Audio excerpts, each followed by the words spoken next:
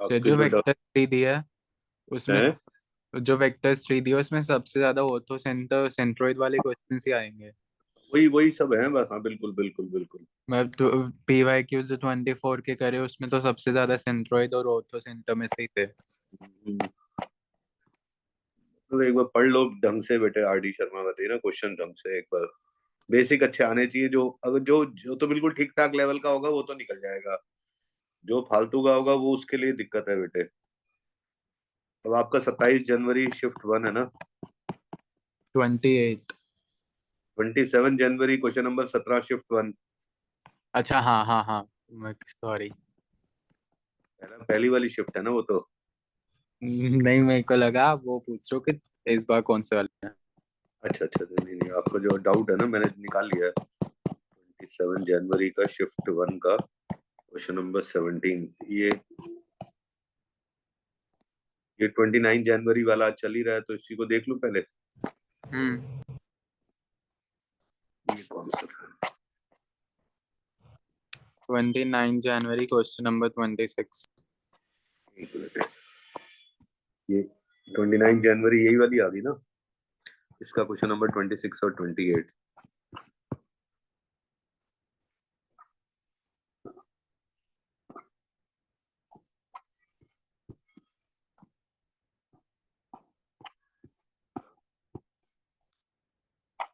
ये 26, ठीक है ना बेटे? ये जो है ना, थोड़ा सा कौन सा 29 जनवरी है ना ये।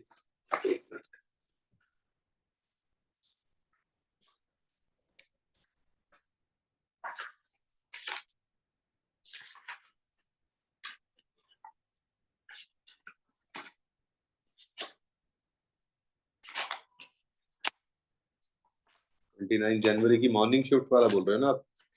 फर्स्ट शिफ्ट है ना? यही वाला है। Question number 26।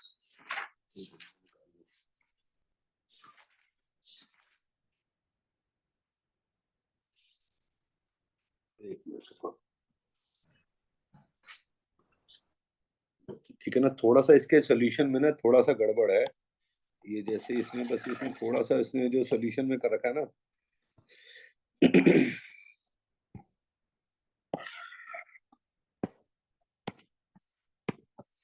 27 जैन। अच्छा,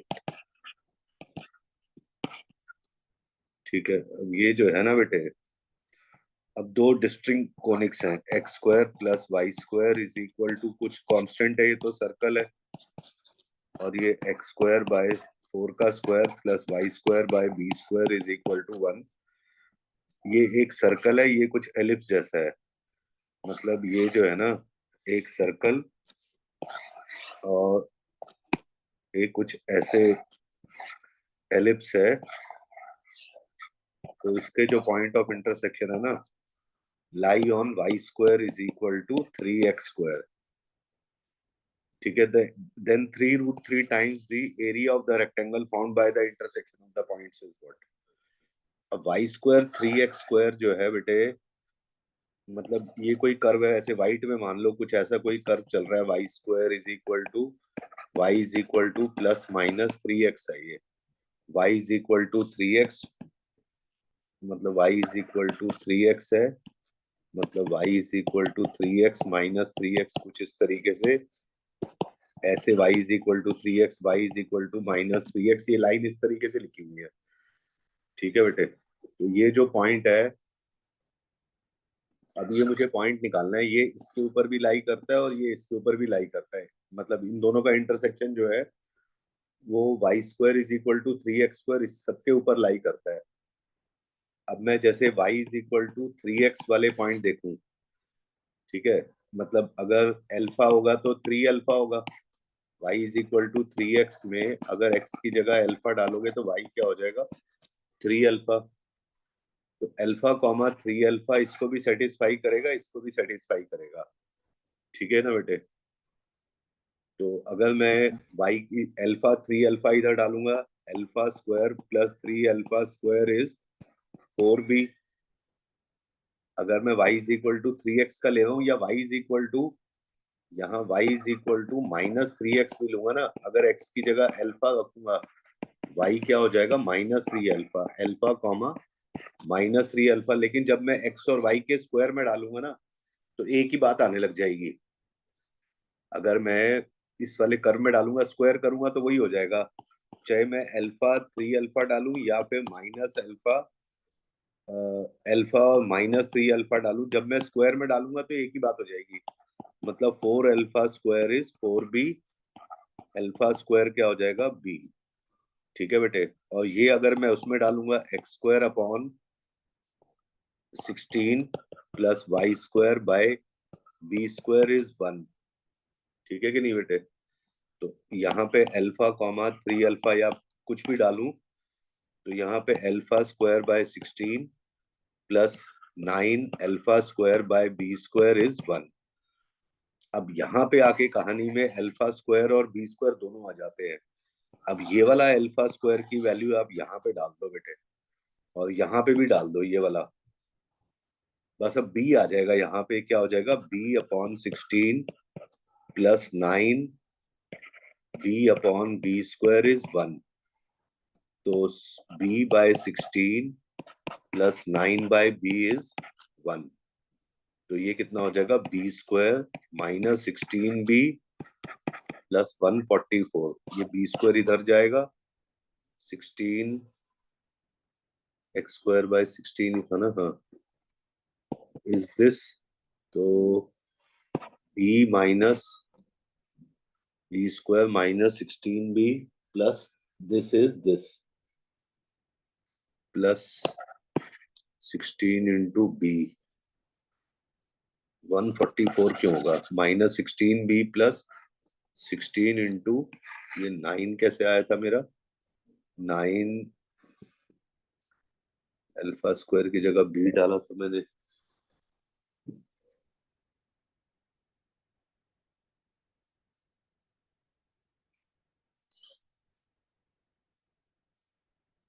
यहाँ पे नहीं आएगा नहीं, ये प्लस 144 ही बन रहा है।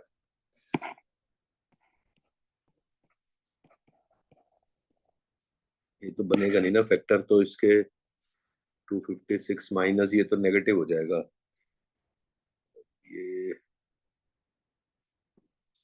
Y square is equal to 3x square. तो यहाँ पे इसने जैसे क्या कर रखा है, वाई स्क्वायर की जगह पहले, वाई स्क्वायर की जगह यहाँ पे, मतलब y square is equal to 3x square है ना, तो इसने क्या कर रखा है, पहले यहाँ पे इसको पुट कर रखा है। तो इसने क्या कर रखा है, x square by 16, y square की जगह 3x square by B square is 1। अब इसने एक्स स्क्वायर की जगह, मतलब अल्फा स्क्वायर की जगह बी डाल दी है। मैं दोबारा से बताता हूँ, X square plus Y square is 4b, x square, एक सेकेंड,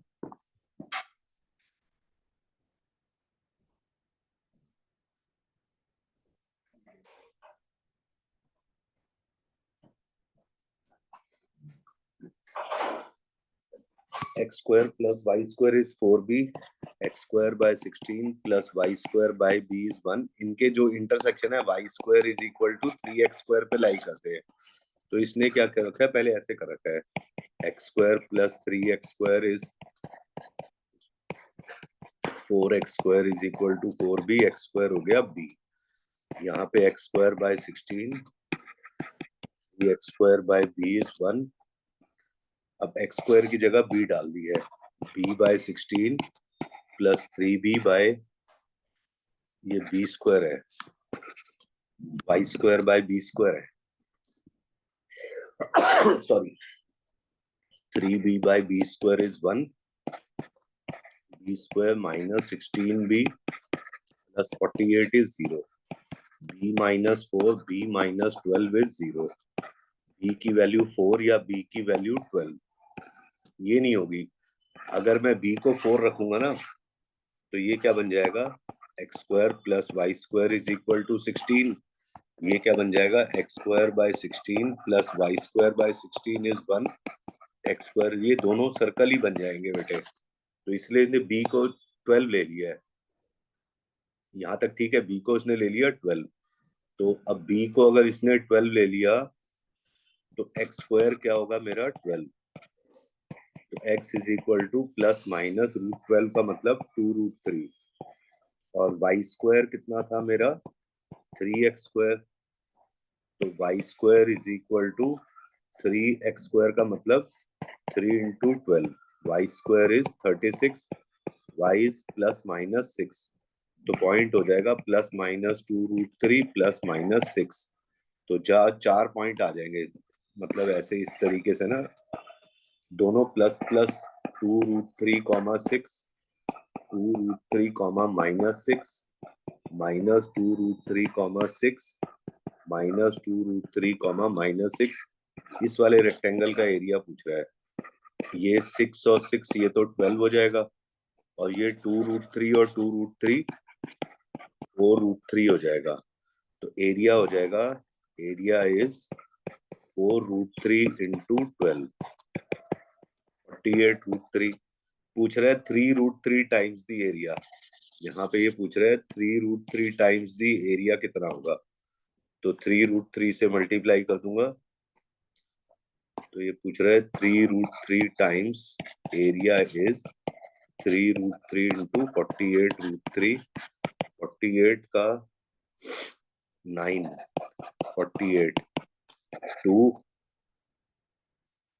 432, ये ऐसे है बेटे। ये समझ में आ गया क्या किया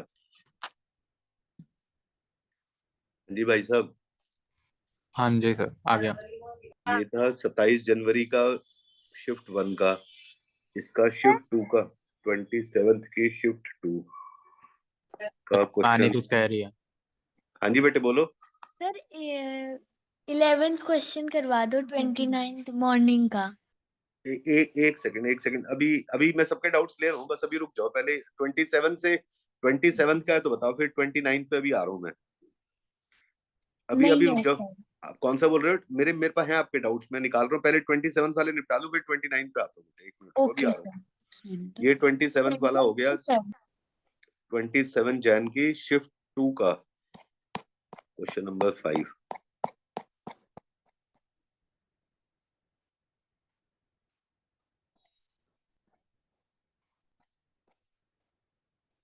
क्वेश्चन तो पता है ना रोहन जी आपको?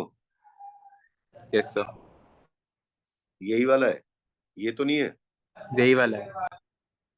तो इसमें 27 जैन की शिफ्ट 2 का क्वेश्चन नंबर 5।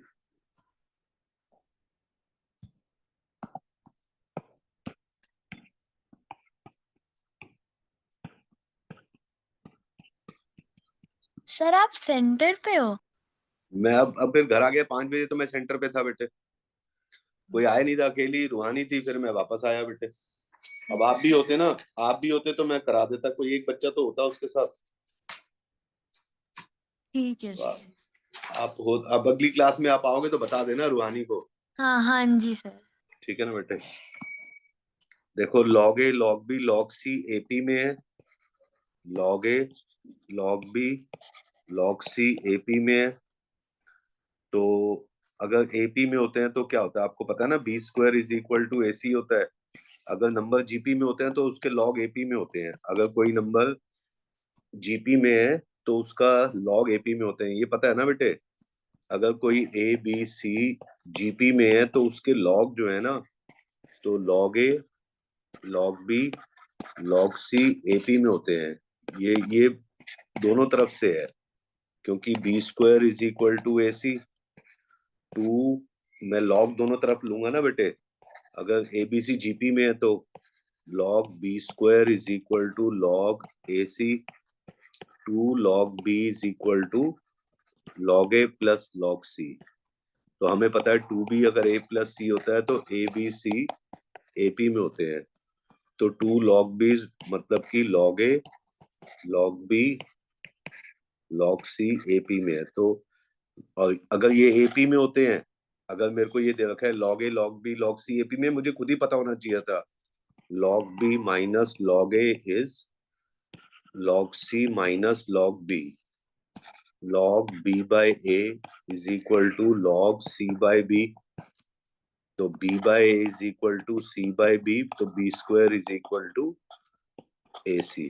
तो अगर log किसी नंबर्स के AP में है तो वो नंबर GP में होते हैं, तो इसका मतलब हमें ये पता चल गया b square is equal to AC. ये मेरे को डायरेक्ट पता होना चाहिए था, ये तो मैंने करके दिखा दिया. दूसरी चीज क्या है, log a minus 2 log b, log 2b minus log 3c, log 3c minus log a are also in AP. मतलब log a minus 2 log b क्या बोल रहा है, log a minus log 2b, फिर वो बोल रहा है कि log 2b minus log 3c, log 3c minus log a भी AP में है.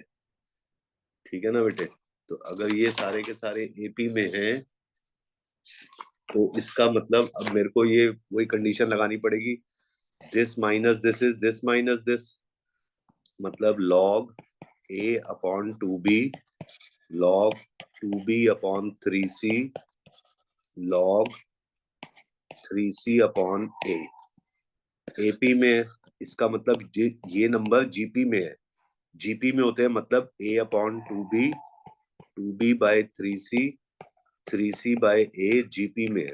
GP में मतलब इसका स्क्वायर 2b अपॉन 3c का square is a upon 2b into 3c by a. तो इधर से एक मुझे ये पहले वाला पता ही था, b square is equal to AC. ठीक है कि नहीं बेटे. तो अब इधर से क्या हो जाएगा, एक a से a कैंसिल हो जाएगा, 4b square by 9c square is 3c by 2b. तो ये कितना हो जाएगा, b cube by c cube is 27 by 8. तो b बाय c इज, ये किसका क्यूब हो जाएगा, 3 बाय 2 का क्यूब. तो 3 बाय 2, तो हमसे पूछ क्या रहा है, a is to b is to c. तो b इज टू c तो ये आ ही गया बेटे 3 इज टू 2. अब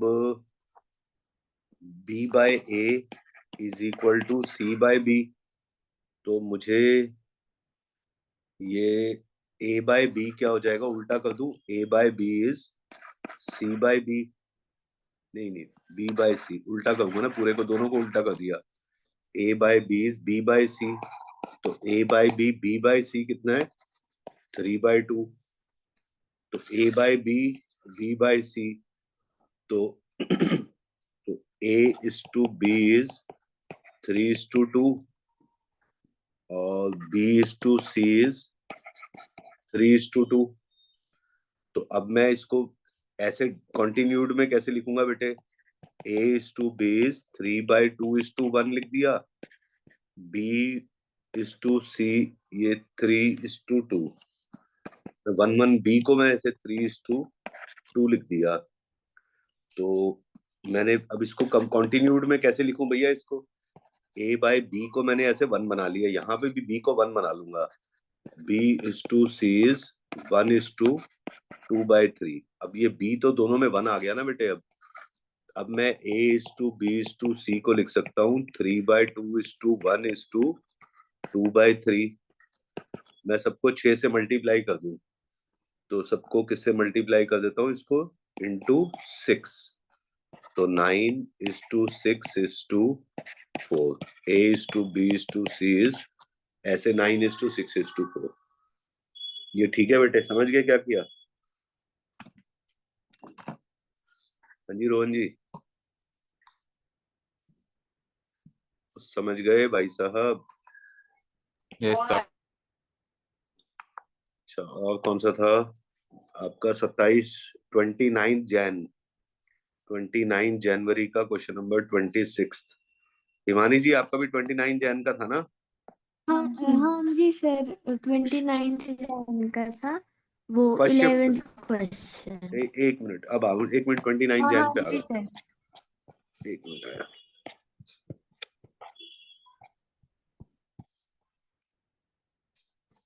29 जैन का मॉर्निंग शिफ्ट.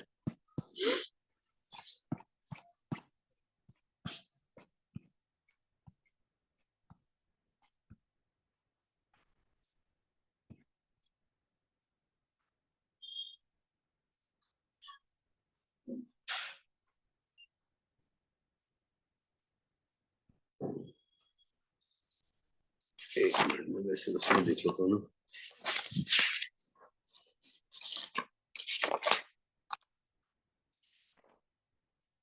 कौन से 29 जनवरी की मॉर्निंग शिफ्ट का कौन सा? 11th। 11। एक मिनट, यही वाला पेपर है, देखना जरा। ये इवनिंग शिफ्ट है, कौन सी है? ये वाला तो नहीं है? नहीं, ये नहीं है।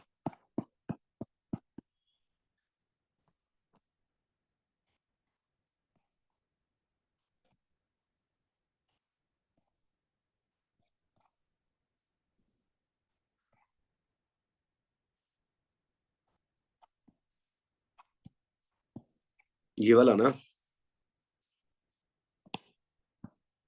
यही वाला बोल रहे हो ना बेटे आप? 1 सेकेंड सर। एक बार देख लो।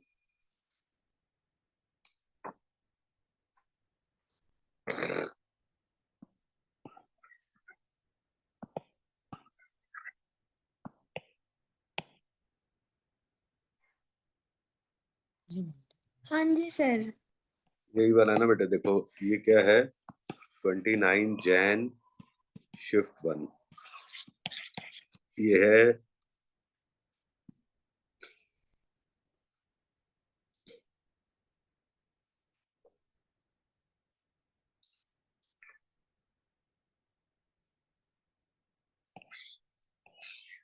जैसे उसने कर रखा ना, ए पॉइंट है 4 6, बी है अल्फा बीटा, एक ट्राइंगल है, y is equal to x is the equation of the angle bisector. Y is equal to x is the equation of the bisector of the angle B and side AC. इसकी equation है 2x minus y is equal to 2, और हमें दे रखा है 2AB is equal to BC, मतलब AB by BC is 1:2, मतलब AB is to BC is 1:2, ये ratio दे रखी है, ठीक है कि नहीं बेटे? AB is to BC is 1:2। तो अब ये कोई पॉइंट है इसके ऊपर, जैसे 2x minus y is equal to 2 है ना, आप x की जगह ले लो कोई पॉइंट, जैसे इसने ले लिया था लैम्डा ले रखा है, x लैम्डा ले लिया, तो y क्या हो जाएगा? 2x minus 2 is y क्या हो जाएगा? 2 लैम्डा माइनस 2। ये पॉइंट जो इस लाइन के ऊपर AC के ऊपर लाई करेगा, x को मैं लैम्डा ले लूं, y 2 लैम्डा माइनस 2 पॉइंट हो जाएगा। और ये वाले पॉइंट के जो कोऑर्डिनेट है ना D के, ये 1:2 की रेशियो में डिवाइड करेगा AB बाय ये internal angle bisector of an angle of triangle जो है अपोजिट साइड को, AB by internal angle bisector है ना, AB by AC is BD by DC। तो ये 1:2 की रेशियो दे रखी है, ये AB बाय BC, तो ये भी 1:2 होगी, तो ये वाला कोऑर्डिनेट D का निकाल लूंगा। D के कोऑर्डिनेट क्या हो जाएंगे? ये 1 into lambda plus 2 into 4 upon lambda plus 1, फिर 1 into ये x कोऑर्डिनेट क्या है? 2 lambda minus 2 plus 2 into 6 upon lambda plus 1। तो ये वाला जो पॉइंट है y is equal to x पे लाई करेगा, तो y और x कोऑर्डिनेट इक्वल होंगे, क्योंकि ये पॉइंट इसके ऊपर लाई करता है, तो x और y कोऑर्डिनेट इसमें डालूंगा तो बराबर हो जाएंगे। तो y is equal to x में डालूंगा, y क्या है? 2 lambda minus 2 plus 12 upon lambda plus 1 is x क्या है? Lambda plus 8 upon lambda plus 1, ये कैंसिल हो जाएगा। 2 lambda plus 10 is lambda plus 8, lambda हो जाएगा -2, लैम्डा -2 हो जाएगा, तो ये c के कोऑर्डिनेट आ जाएंगे -2 और -6। यहां तक तो हमने c निकाल लेंगे। अब ये क्या है बेटे कि अगर कोई लाइन है y is equal to x, इसका अल्फा बीटा कोई पॉइंट है, तो इसकी जो रिफ्लेक्शन होती है ये बीटा अल्फा होती है। ये आपको कंसेप्ट पता ही होना चाहिए, कोई भी अल्फा बीटा की जो इमेज होती है वो बीटा अल्फा होती है। और अगर y is equal to -x में अगर कोई पॉइंट है ना अल्फा बीटा, इसकी जो इमेज होगी वो पहले तो बदल जाती है और नेगेटिव भी हो जा सकती है। माइनस बीटा माइनस अल्फा होती है। y is equal to x में अल्फा बीटा, बीटा अल्फा में बदल जाता है, एक्स कोऑर्डिनेट y हो जाता है, y x हो जाता है। लेकिन y इज इक्वल टू, ये वैसी जनरल बता रहा हूँ, इसका कोई लेना देना नहीं है इस क्वेश्चन से, जनरल बता रहा हूँ, y is equal to minus x में अल्फा बीटा माइनस अल्फा हो जाता है। तो इस केस में ये जो इंटरनल एंगल बाइसेक्टर है ना बेटे, इसकी जो इमेज होगी, जैसे अगर कोई दो लाइंस का एंगल बाइसेक्टर है, अगर कोई लाइन इसका एंगल बाइसेक्टर है, किसी भी पॉइंट की एंगल बाइसेक्टर में इमेज जो आएगी ना वो दूसरे पे ही आती है, क्योंकि ये दोनों ट्राइंगल कॉन्ग्रुएंट होते हैं। तो ये सीपी से इसकी जो इमेज होगी वो इसके ऊपर लाई करती है। तो वो ये उसमें यूज कर रखा है कि बेटे मैं इसको वाइट से बना रहा हूँ, ए की जो मिरर इमेज होगी ना वो, क्योंकि इन दोनों का एंगल बाइसेक्टर है, इस पॉइंट की इमेज यहाँ पे लाई करेगी। 4 6 का क्या हो जाएगा, जैसे इसने बना रखा है 6,4, ए बी की मिरर इमेज बी हो जाती है, 4 6 की 6 4 हो जाएगी। अब आप ये देख लो बेटे, अब मेरे को अल्फा बीटा किसके ऊपर लाई करता है, y is equal to x line के ऊपर, तो ये पॉइंट को alpha is equal to beta हो जाएगा बेटे, ठीक है ना। अब देखो ये तीनों पॉइंट कोलिनियर हैं, बी बी ए डैश और सी कोलिनियर है। बी पॉइंट क्या है मेरा, बी पॉइंट क्या है, अल्फा अल्फा, मतलब अल्फा बीटा था, बी ए डैश क्या है 4 6 का 6 4 हो जाएगा, और सी क्या पॉइंट निकाल लिया मैंने, सी क्या था -2 -6, -2 -6। अब अल्फा बीट निकाल लोगे बेटे, अब यहाँ तो बी पॉइंट के कोऑर्डिनेट यही तो निकालना है बस मुझे, slope of A dash B is equal to slope of A dash C. A dash B का स्लोप क्या होगा, अल्फा -4, अल्फा -6 इज 4 + 6, 6 + 2, तो अल्फा -4, ठीक है। अब ये कितना हो गया, इसने ये वाला अल्फा का उससे स्लोप इससे निकाला हुआ है, इससे कोई फर्क नहीं पड़ता। अल्फा -4 अल्फा -6 इज 10/8, ये 10/8 हो जाएगा, मतलब 5/4, 4 अल्फा -16 इज 5 अल्फा -30, अल्फा हो जाएगा 14, और बीटा भी यही हो जाएगा बेटे, सर अल्फा और बीटा। हाँ जी दोबारा बोलो। सर अल्फा, मेरे डाउट्स हो गए, मैं लीव कर दूं हाँ क्लास? जी हाँ जी हाँ जी हाँ जी, ठीक है बेटे, ठीक है। हिमानी जी और बताओ बेटे कौन सा, सर 21st। एक सेकंड, इसी का ही, हाँ जी सर। एक सेकंड।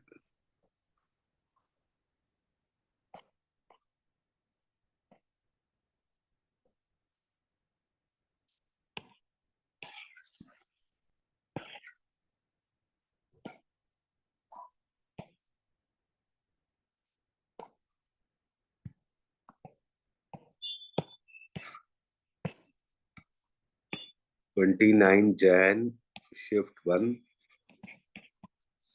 ठीक है। align with direction ratio 2:1 meets the line this and this at point P and Q। एक ये लाइन है, एक ये लाइन है। ये पहले वाली लाइन क्या है, x, जैसे x is equal to y plus 2 is z, मतलब इसको x -0/1 y + 2/1 z -0/1, ये लाइन है। दूसरी है x + 2 is 2y is equal to 2z, तो x + 2 is equal to y -0/1/2 z -0/1/2। इसको ऐसे लिख लूंगा, ये वाली लाइन क्या है, अगर मैं चाहूँ तो डायरेक्शन रेशियो को ये ऐसे लिख दे, ये हो जाएगी, ये लाइन हो जाएगी x + 2/1 y -0/1/2 z -0/1/2। अब ये हमने पहली लाइन इसको सिमेट्रिक फॉर्म में लिख ली।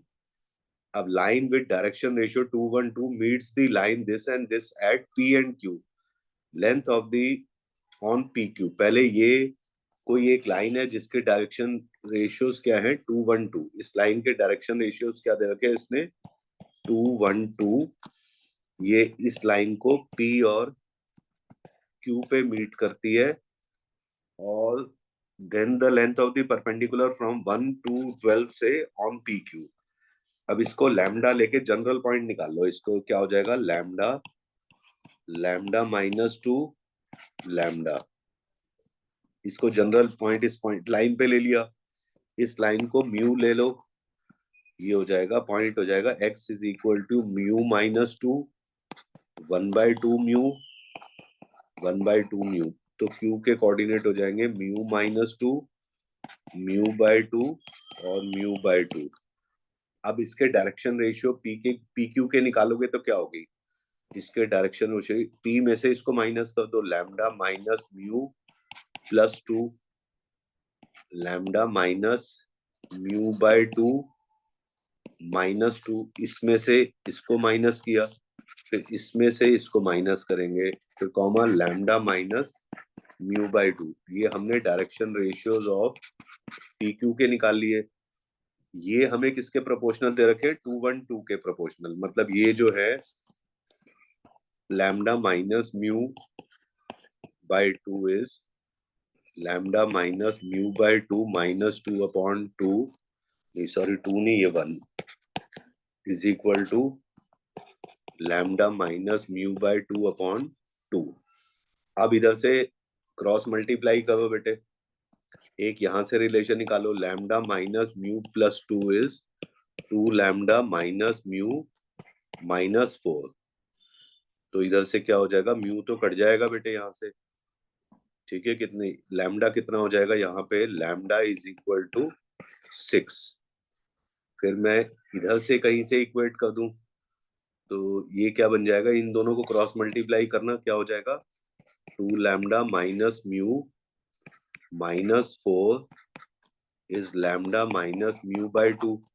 लैम्डा तो मुझे पता ही है 6 है, तो यहाँ पे 12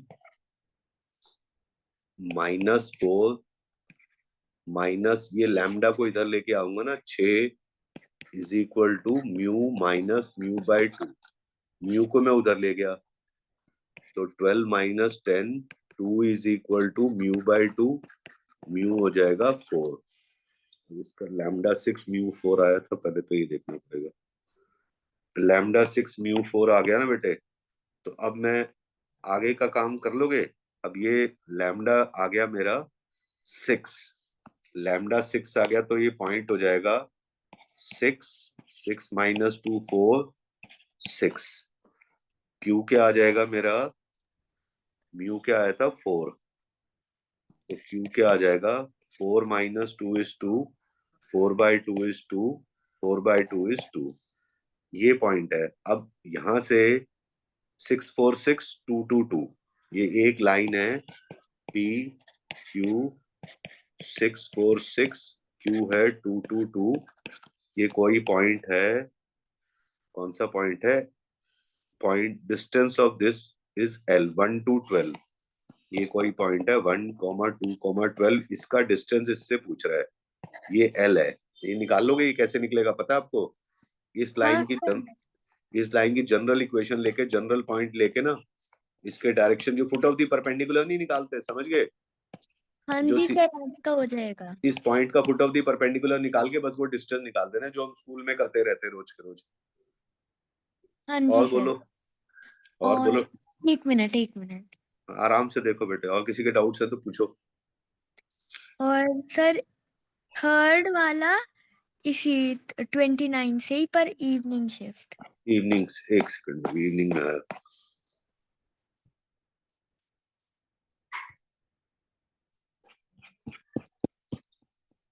इसको बार बार कर लेना हिमानी जी, बार बार इनको ढंग से एक बार करते जाओ, जितने करो इसको रिवाइज करते जाना बस। हाँ जी सर। थर्ड, ये वेरिएंस दिस, सर मेरी डेट 28 को है, तो मतलब वो अच्छी बात है नहीं है? अच्छी बात है ना बेटे। एक तो आपको ये पता चल जाएगा कि फालतू के बाहर के सिलेबस के क्वेश्चन पूछ रहे हैं कि नहीं पूछ रहे। जैसे उन्होंने जो जो काट दिए थे ना, जैसे सिलेबस बहुत सारा हटा हुआ ना, tangent normal, AGP, tangent normal, और वो कोफिशिएंट्स की प्रॉपर्टीज, और कोऑर्डिनेट ज्योमेट्री में इतने सारे पोर्शन है, वो पूछ रहे हैं कि नहीं पूछ रहे। आपको पता चल जाएगा, पहले दिन वालों को नहीं पता चलेगा। हाँ ठीक आपको है। तो पता चल ही जाएगा कि वो जो पोर्शन डिलीटेड है, क्योंकि पिछली बार तो पूछ लिए थे, लेकिन इस साल हाँ अभी उम्मीद है कि नहीं पूछेंगे, लेकिन फिर भी अगर पूछ रहे हैं तो बेटे फिर क्या बताएं फिर उसको। आपके लिए बेटर ठीक ही है। है, और आपको टाइम भी मिल जाएगा 2 4 5 दिन पढ़ने के लिए बेटे फालतू। हाँ वो तो है। दिक्कत क्या है उसके अंदर, भले ही सभी को मिलेगा लेकिन आपकी तो तैयारी ज्यादा ही हो जाएगी ना। कोई फर्क नहीं पड़ेगा, लेकिन फिर भी पेपर कंपटीशन मॉडरेट आएगा ना? है। पेपर मॉडरेट आएगा ना? पेपर हमेशा ही मॉडरेट आता है बच्चों, आप देख तो रहे हो क्वेश्चन, ये पिछली बार की तो क्वेश्चन है ये सारे के सारे, और क्या है भाई। पेपर तो बेटे देखो, हाँ जो हाँ। मुश्किल है तो जो मुश्किल होगा वो मुश्किल ही होगा, उसको छोड़ दो। जो सीधे हैं वो तो हम कर लें, जो हाँ जी। बिल्कुल डायरेक्ट हमें जो अपना बेसिक्स पता है उनसे जो क्वेश्चन बनेंगे उसको तो बनाए। जो मुश्किल है उसको छोड़ दो, वो नहीं होने वाले। लेकिन जो होने वाले हैं 15 17 जो हो रहे हैं वो करना है। Okay sir. फॉर्मूले ढंग से सारे करके जाना। Okay sir. ये 5 ऑब्जर्वेशन है। मीन कितना दे रखा है इसमें, 24/5, और वेरियंस दे रखा है 194/25।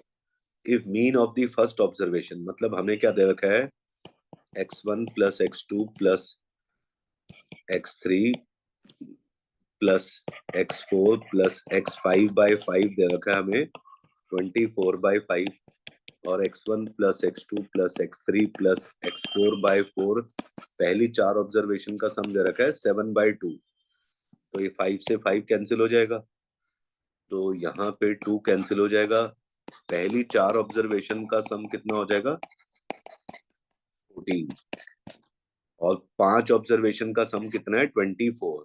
इनका सम तो 14 है, 14 प्लस x5 इज 24। जो फिफ्थ ऑब्जर्वेशन है वो है 10। एक तो हमें पता चल गई, जो फिफ्थ ऑब्जर्वेशन है उसकी वैल्यू है 10, ठीक है कि नहीं। Variance of the first 4 observations का वेरिएंस, अब हमें वेरिएंस ऑफ एक्स क्या होता है, वेरिएंस ऑफ एक्स होता है sigma x square by n minus sigma mean का स्क्वायर। तो वेरिएंस कितना दे रखा है, 194/25 is x1 square plus x2 square plus x3 square plus x4 square plus x5 का मतलब 10 का स्क्वायर अपॉन 5 माइनस, अब यहाँ पे मीन कितना दे रखा था इसने, 24/5। ये जो 5 ऑब्जर्वेशन थी इसको 24/5 का स्क्वायर। तो अब मुझे करना क्या है, पहले तो मैं इधर लेके आऊंगा 194/25। 24 का स्क्वायर होता है 576/25 इज, ये पहले x1 से लेके x4 का स्क्वायर प्लस 100। मुझे 4 का स्क्वायर का सम निकालना है बेटे बस, बाकी मीन तो उसका तो मैं निकाल ही लूंगा, क्योंकि अगली 4 ऑब्जर्वेशन की ये मीन तो मुझे 7/2 पता ही है।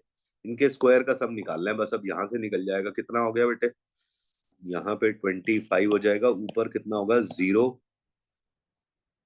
और 17 का 7, 770। तो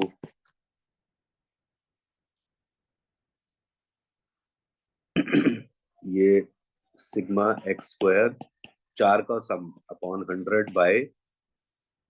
5 को कैंसिल कर दूंगा, यहाँ पे 5 हो जाएगा, तो 5 को कैंसिल कर दूंगा तो कितना हो जाएगा, 770/5 माइनस 100 इज 4 का स्क्वायर का सम। तो उधर जाएगा तो कितना हो जाएगा बेटे, 500। 770 में से 500 जाएगा तो 270/5। और मुझे ये कितना होता है बेटे, इसकी मुझे वैसे जरूरत नहीं है। तो वेरिएंस ऑफ 4 ऑब्जर्वेशन क्या हो गया, sigma x square by 4 minus इसका, इनके 4 के मीन का स्क्वायर निकालना पड़ेगा। अब ये मीन का स्क्वायर तो पता ही है, सिग्मा एक्स स्क्वायर कितना है, 270/5 को 4 से डिवाइड करूंगा इंटू 4, माइनस इसका मीन कितना है मेरे पास, 7/2 का स्क्वायर माइनस 49/4। तो अब मैं क्या करूँ, बस ये वेरिएंस ऑफ एक्स ही पूछा हुआ है बस हमसे, और क्या पूछा हुआ। वेरिएंस ऑफ दिस इज 5 को इससे कैंसिल करूंगा तो कितना होता है, 5 को 54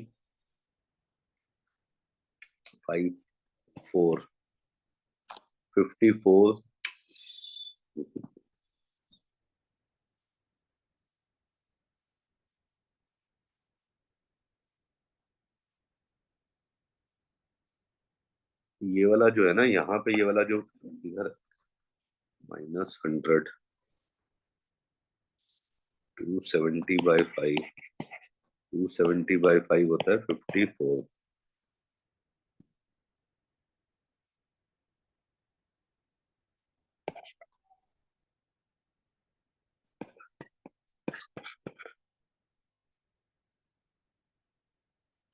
(54/4 माइनस 5/4 बन जाता है।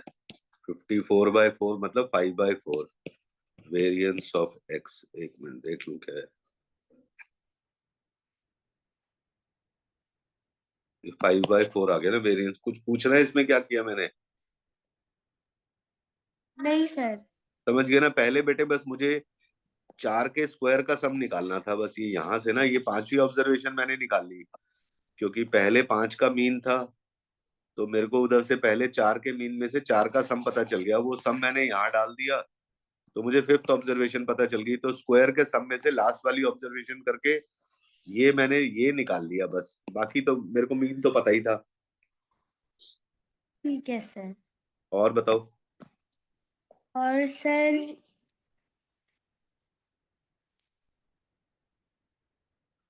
Sir 21st।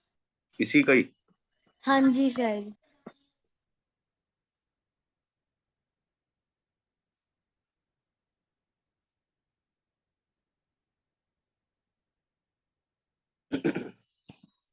ये कल वाली रिकॉर्डिंग में देख लो, मैंने कल करवाया था, उसको ढंग से देख लो। ठीक है सर। इसी में ही ना, यहाँ पे ये करा रखा है। मैं आपको दोबारा दिखा देता हूँ। यहाँ पे ना ये देखो, कल ही उसने डाउट पूछा था ये वाला।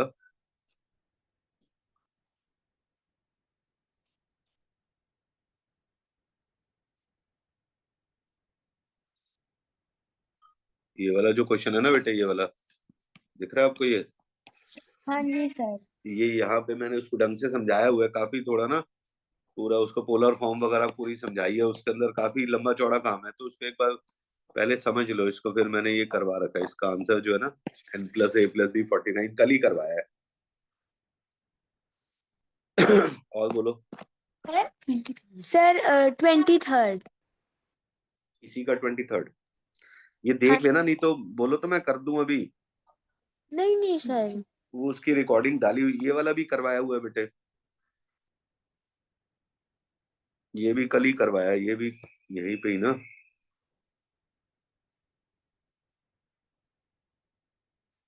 ये भी कल ही करवाया बेटे, ये वाला ना, ये भी कल ही करवाया हुआ है, 23rd भी।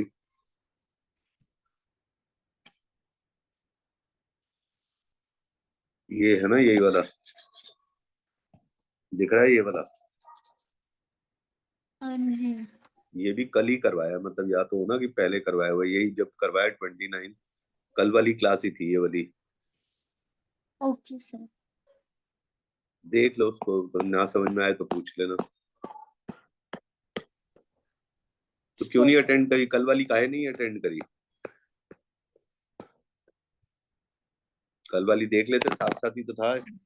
सर केमिस्ट्री की क्लास थी। अच्छा अच्छा। 30 morning. Sir second question 30 morning. Morning 30th।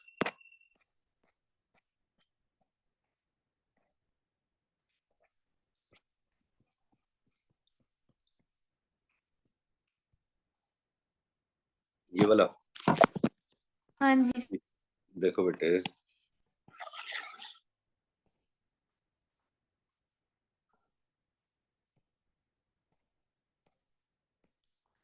SN denotes the sum of. इसमें क्या दिक्कत है? सम ऑफ n टर्म्स है। सम ऑफ n टर्म्स का फॉर्मूला होता है n/2 2a + n-1 × d। ये पता है ना AP का? तो सम ऑफ 20 टर्म्स का मतलब 20/2 2a + 20 - 1 इज 19d। ये कितना दे रखा है 790। इधर से 10 हो जाएगा, 10 कैंसिल होके इधर 2a + 19d इज 79। और सम ऑफ 10 टर्म्स कितना दे रखा है 10/2 2a प्लस ये 10 - 1 का मतलब 9d इज 145। तो ये इधर से 5 हो जाएगा, 5 कैंसिल होगा, इधर से कितना बन जाएगा 29। तो 2a + 9d इज 29।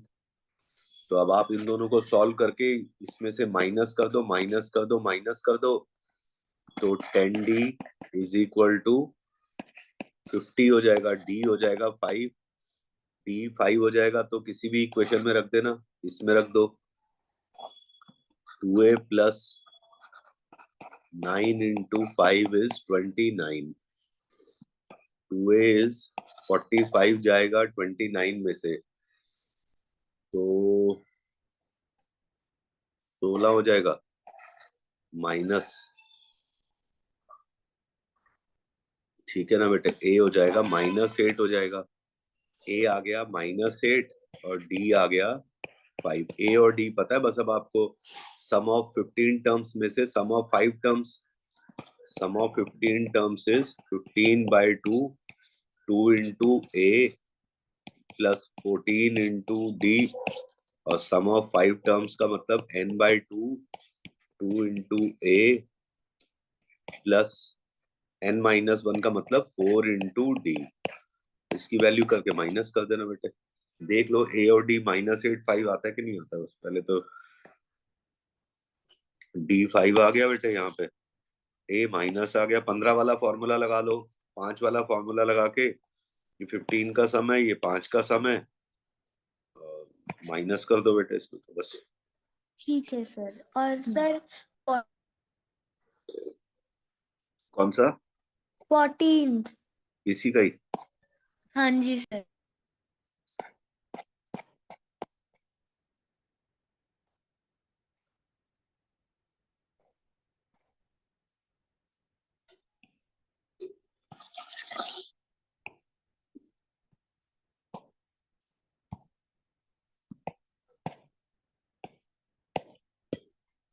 देखो दो सर्कल हैं दो सर्कल अगर ऐसे ऐसे हैं, अगर कोई इंटरसेक्शन नहीं है तो ये है इसका रेडियस है r1 r2। कोई भी पॉइंट नहीं होगा अगर सेंटर टू सेंटर डिस्टेंस जो है ना c1 c2 is greater than r1 + r2 हुआ, रेडियस के सम से ज्यादा हुआ तो कुछ भी नहीं होगा। एक तो ये केस होता है। सेकंड, अगर आपस में टच करते हैं तो सर c1 c थ्योरी करवा दोगे? जी सर्कल की थ्योरी करवा दोगे? एक थ्योरी मैंने कर रखी है, आप उसको देख लो पहले। आपने देखी है उसके अंदर एक बार थ्योरी देखी है? नहीं सर। एक बार देखो उसको, पूरी थ्योरी पढ़ाई हुई है, एक बार देख लो। अगर ना समझ में आए तो 2 बार करा दूंगा, लेकिन आप एक बार पढ़ तो लो। ओके सर, मैं उसके पढ़। अंदर सर्कल आईआईटी थ्योरी के नाम से है। आप उसके अंदर एक बार उसको देख लो, आराम आराम से पढ़ाई हुई है, और मेरे को लग रहा है 2-3 घंटे की थ्योरी है वो।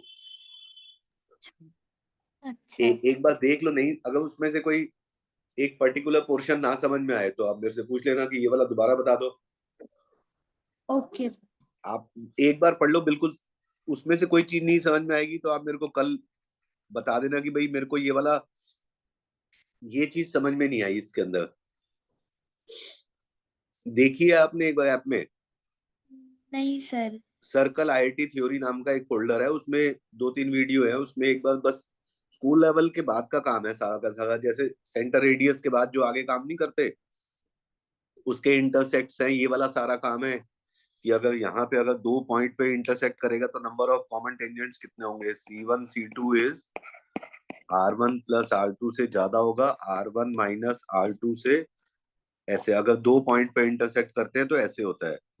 और फोर्थ क्या, अगर ये सर्कल अंदर है, मतलब एक दूसरे के अंदर आ गए, तो यहाँ पे इस तरीके से हो जाएगा।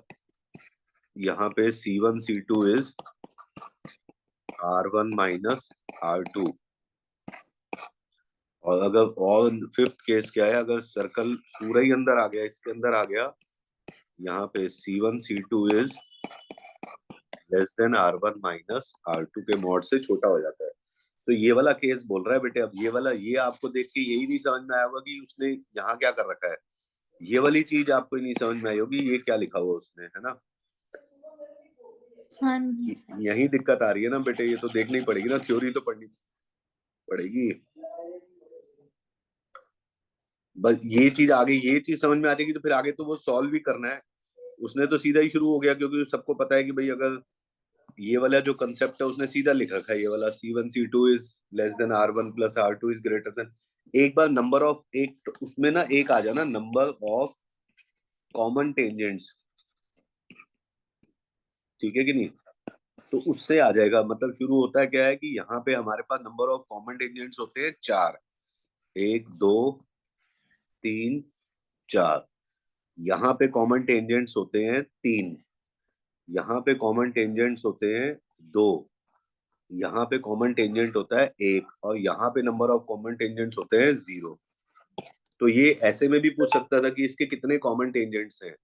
यहाँ पे कॉमन टेंजेंट्स हैं 4, यहाँ पे कॉमन टेंजेंट्स हैं 3, यहाँ पे कॉमन टेंजेंट्स है 2, यहाँ पे कॉमन टेंजेंट है 1, यहाँ पे कॉमन टेंजेंट है 0। ये ऐसे ही पूछ सकता था कि नंबर ऑफ कॉमन टेंजेंट्स कितने होंगे।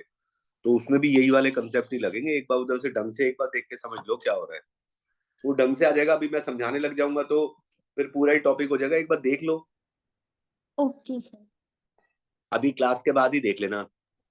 Number okay. Of common tangents उसमें देख लेना कहाँ पे आ रहा है, नहीं तो आप एक बार पढ़ लो ना उसको बेटे। ये तो बड़ा मतलब इजी सा काम है ये। बोलो तो अभी समझा दूं ये वाला क्या हो रहा है। नहीं नहीं सर, कोई बात नहीं। और सर कल क्लास 17 में होगी? हाँ उनकी होगी, ये बच्चे पूछेंगे अपने डाउट्स। तो आप आज क्यों नहीं, आप अगली बार आ जाना ना, हिमानी को बता के रखना बेटे पहले से ही। सॉरी सॉरी, रूहानी को। Okay sir. अब अकेली लड़की थी तो फिर इसलिए मैंने उसको भेज दिया बेटे। अगर आप होते ना तो मैं पढ़ाई देता वहीं पे 5 बजे ही आज। ठीक है सर। तो अब अगली बार से अगर आपने नहीं आना होगा तो उसको बता देना, फिर वो नहीं आएगी। फिर वो उसके पेरेंट्स फिर लेने के लिए आते हैं। अगर बाकी तो ये बच्चे तो घर ही बैठे रहते हैं सब, घर कोई ना आ रहा है ये सब। 9 दिन बचे हैं बेटे, 22 इनके तो 22 से ही शुरू हो रहे हैं। आज 13 तारीख तो है, 9 दिन है। 3 सब्जेक्ट के हैं, एक सब्जेक्ट के 3 दिन लगेंगे। और पूरा 11 12 देखना है 3 3 दिन में। पूरा रिवाइज में ही काफी टाइम चाहिए अभी तो आपको। जितना पढ़ सकते हो उतना पढ़ो बेटे। ये हाँ जी सर। जितना बेटर हो रहा है अपनी तरफ से उतना बेटर करो। और ये वाले पेपर को 2 बार कर लेना, अकेले एक बार से काम नहीं चलेगा। हाँ मैं अभी कर। करो। और डाउट बोलो बेटे। अभी तक कितने सर? अभी तक इतने ही हैं। तो आप एक काम करो ना बेटे, अभी आप जाके पहले सर्कल की फटाफट थ्योरी देखो, सर्कल की, है ना। ठीक है। और किसी के डाउट्स है बेटे? सर कोई है ही नहीं क्लास में अभी। है ही नहीं? अच्छा नहीं। चलो मस्त, ये सब कलाकार ही है। चलो ठीक है बेटे, मैं कल ले लूंगा डाउट्स, आपको भेज दूंगा एक लिंक, है ना। आप निकाल लो जितने निकाल सकते हो, अपने तो निकालो बेटे, छोड़ो ना बाकियों से क्या करते हो। हाँ हाँ। ठीक थैंक यू सर। है, ओके बेटे।